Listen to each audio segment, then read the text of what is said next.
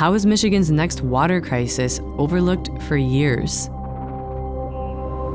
You can't see them, you can't smell them, you can't taste them. But about 1.5 million Michigan residents are drinking water tainted with these toxic chemicals. This is in the same state where Flint residents were lead poisoned by drinking water. But this time, the poison water touches dozens of Michigan communities, and scientists are still determining exactly how dangerous these chemicals can be.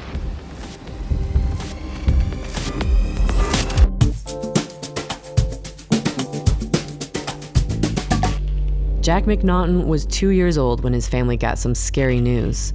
Our well got tested the second week of September. Seth took the call, and I heard him say, "Can you repeat that?" Their home was close to a plume of Pfas moving underground from a long-forgotten industrial dump near Rockford, Michigan. Pfas are forever chemicals. They don't biodegrade. They accumulate in your body, and they're linked to an increased risk of cancer and other chronic diseases. We stopped drinking our water altogether, trying to remember to not cook with it. It's difficult to break that routine of thinking your water's safe. The EPA says 2 of the most dangerous types of PFAS chemicals shouldn't be consumed at more than 70 parts per trillion. The McNaughtons learned their toddler spent the first 2 years of his life drinking water that was contaminated at more than 5,000 parts per trillion. A blood test showed he had an astonishing 484,000 parts per trillion in his body. And that's probably the first time I burst into tears because, sorry. He's so little, and I don't know what's gonna happen to him. PFAS stands for per- and poly-fluoroalkyl substances. The man-made chemicals use a strong carbon and fluorine bond to repel water, grease, and oil and resist heat. The fluorine-carbon bond is very hard to break, and it spreads faster than most other pollutants. They accumulate in human tissue and in fish and things like that. The list of products that contain or once contained PFAS is long and surprisingly familiar. Scotchgard, Gore-Tex clothing, Teflon pans, Stainmaster carpet, dental floss, microwave popcorn bags, and even fast food wrappers. At military bases and transportation facilities, firefighters have long used foam containing PFAS to control fuel fires. That foam, plus industrial waste and landfills, have contaminated groundwater across the state. The chemicals were never meant to be consumed, but they've made their way to city water supplies and private wells. They're even in some lakes and rivers, where fish are no longer safe to eat. PFAS binds to a key protein in your blood that carries the antibodies. If you have higher levels, you're more likely to have certain symptoms, and high cholesterol is one of them. Immunosuppression issues, higher incidence of kidney and testicular cancer. There's some child developmental issues, and there's pregnancy-related issues to hypertension and also the ability to get pregnant.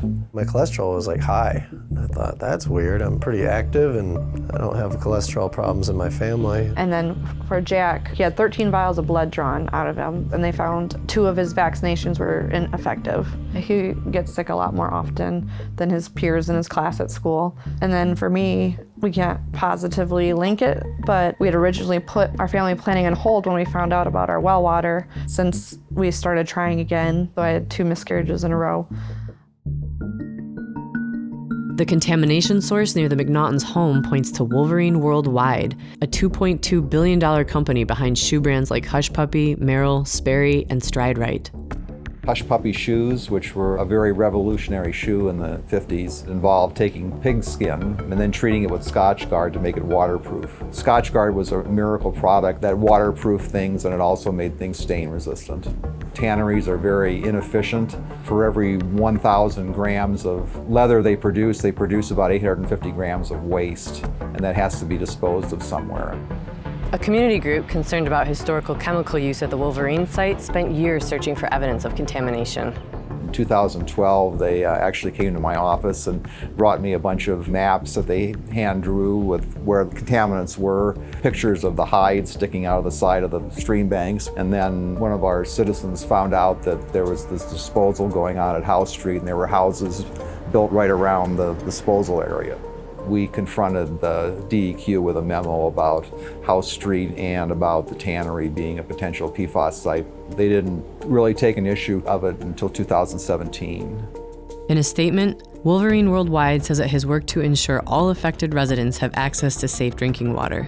Its efforts include providing water filters and bottled water to homeowners and working with regulators to conduct environmental investigations at polluted sites. What's particularly infuriating for Seth McNaughton is how long public officials suspected his water was contaminated before they tested it. Well, they knew something was up. They were testing wells months, half a year at least, before we found out about it from lawyers, not from the government officials or anyone, and it was just ridiculous. Rockford is far from the only place in Michigan where PFAS are lurking. They've been found in dozens of sites across the state. In Oscoda, they're flowing from a closed Air Force base. The chemicals have affected drinking water in communities like Parchment, Ann Arbor, and Plainfield Township, and new contamination sites are still being discovered. It seems like there's a new one every month. There are efforts underway to address Michigan's PFAS problem. What compelled you to install filtration systems here? There was a lot of public outcry, and so we thought it would be a good idea to try to treat for this. That's why we are doing this carbon filtration project, this pilot project for the state of Michigan. As the water passes through the carbon has an affinity to absorb the PFAS, and it does a very good job at that. So far, our tap is non-detect for PFAS, and that is a great thing. But the federal government doesn't have enforceable standards for PFAS in drinking water. In early 2019, the EPA rolled out a plan to address PFAS contamination, but it could be years before guidelines are in place. So states are taking matters into their own hands. Some are suing chemical manufacturers. Others are setting standards for PFAS in drinking water, and even in lakes and rivers. Michigan's new governor, Gretchen Whitmer, has called clean drinking water a fundamental human right. We, the people, have a right to know why that report was ignored for 6 years, why we're just finding out about the magnitude of PFAS poisoning in our state. In March, she ordered the State Department of Environmental Quality to begin establishing drinking water standards for PFAS. The standards can't come soon enough for the McNaughtons. My neighbors and I were rallying people to email their representatives, and we went to DC. They had a PFAS hearing there. Because we want the word to get out there. We want it to be on the forefront and people to be aware of what they're drinking. For now, like at least 500 of their neighbors, the McNaughtons are drinking bottled or filtered water at home. Our well is still highly contaminated. We have a whole house filter, but we have a couple neighbors whose filters have been breaking down. We just don't trust it. They're also suing Wolverine.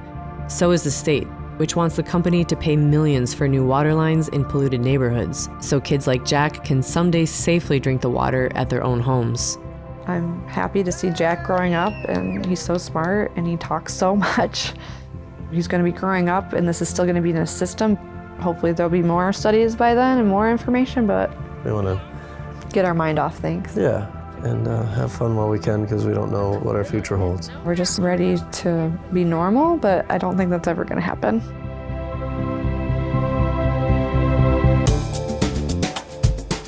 This episode largely focused on PFAS issues on the west side of Michigan, but new sites are popping up all over the country as environmental agencies step up testing. If you're concerned about PFAS, visit mlive.com/howwegothere to learn more about the chemical and what government agencies are doing to address the problem.